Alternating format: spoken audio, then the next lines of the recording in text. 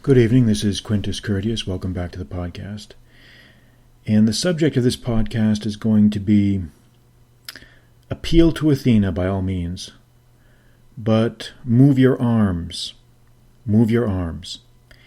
And you may be wondering what that means, but it's a line from a fable by Aesop, which I've been thinking about a lot recently. The past couple days I had a few incidents and encounters with people that made me mindful of this little story. So I'll tell you this fable, and then we can talk about it.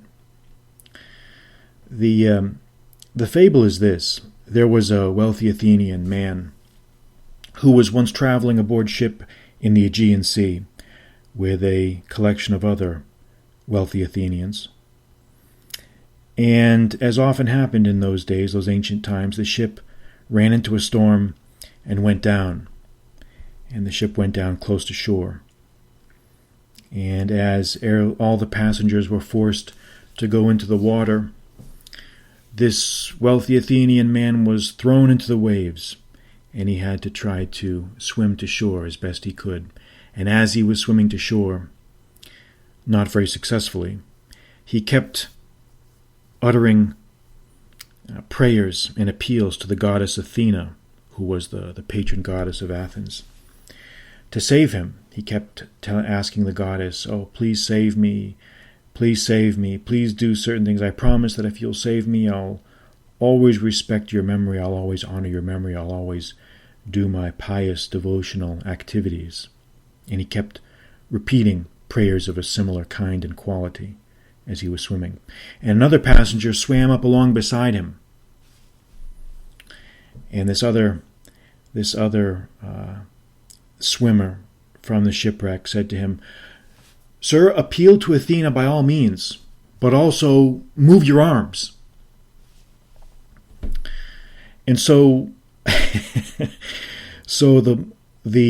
you can figure out, the moral of this story, the lesson of this story is asking for divine intervention alone is not enough. You have to combine appeals to a higher power with action. You can't just ask for help. You have to take concrete action to get yourself out of trouble. And this type of story has a very common recurrence. I think there probably every religion has its own version of this story. I've heard later versions of it. I've heard religious versions of it. I think you've probably also heard various renditions of this story with the same message, with the same moral, which is that prayers alone are not enough. You've got to combine requests for divine intervention with specific action to get yourself out of trouble. Don't view appeals to a deity as a substitute for action. And I find that is something that I think people really need to keep in mind. They really need to keep that in mind. And I get sometimes that when people are overwhelmed by the course of events, when they find themselves buried in fortune's sorrows, when they find themselves burdened and weighed down by difficulties, when they find their spirit crushed and their morale weakened, and they find that no matter where they turn, they seem to be running into some sort of obstacle. When all this happens, the temptation can be very, very great to just surrender yourself to the mercies of fate. There can be a very comfortable feeling in doing this.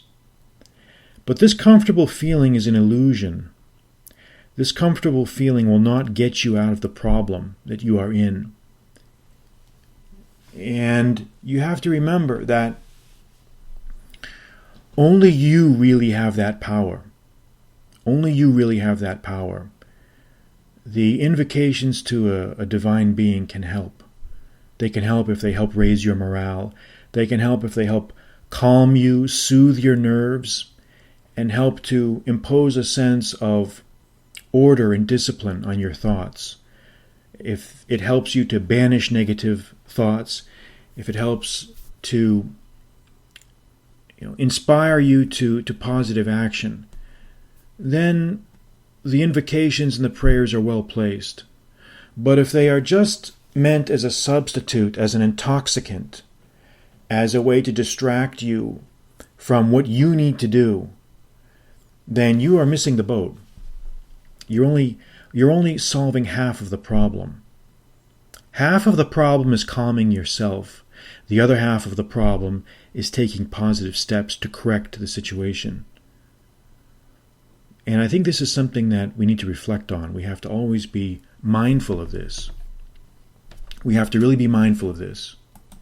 And the funny thing about it is I've also noticed there's a converse side to this same type of tale, where people who fall on hard times through their own ineptitude and their own folly and their own mistakes, they tend to lay the blame on God or fate or fortune or other deities. So there's kind of a dynamic there where people that are not really willing to take responsibility for themselves, they want divine help when they're floundering, and yet they also want to try to blame the divinity when they themselves make mistakes.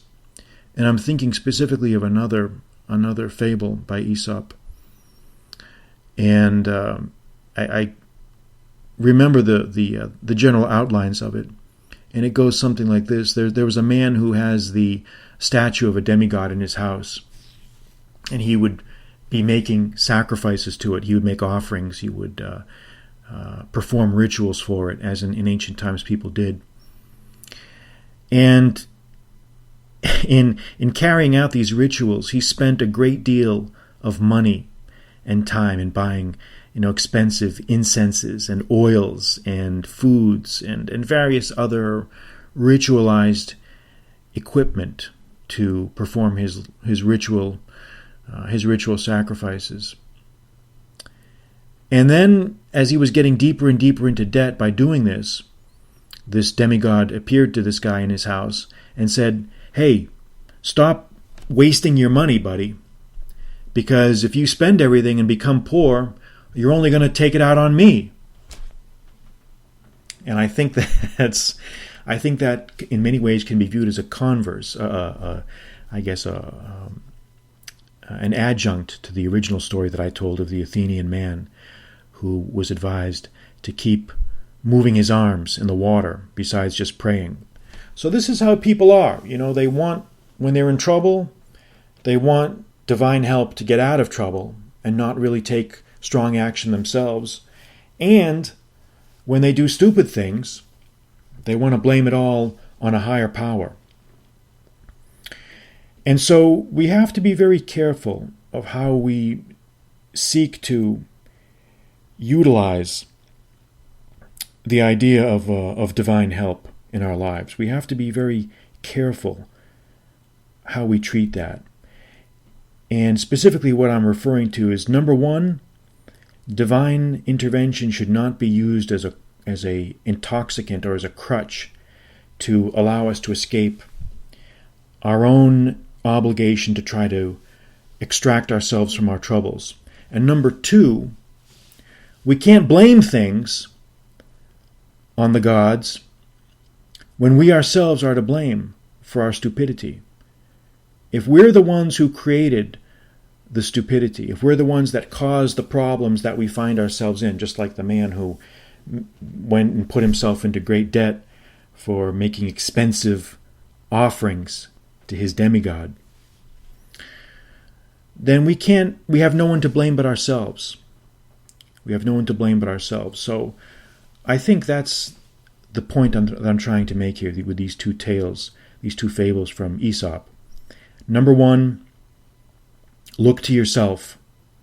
Look to yourself. That's really the message here that unites both fables. Remember, you are the master of your own fate. You can't reflect or outsource that job on anybody else.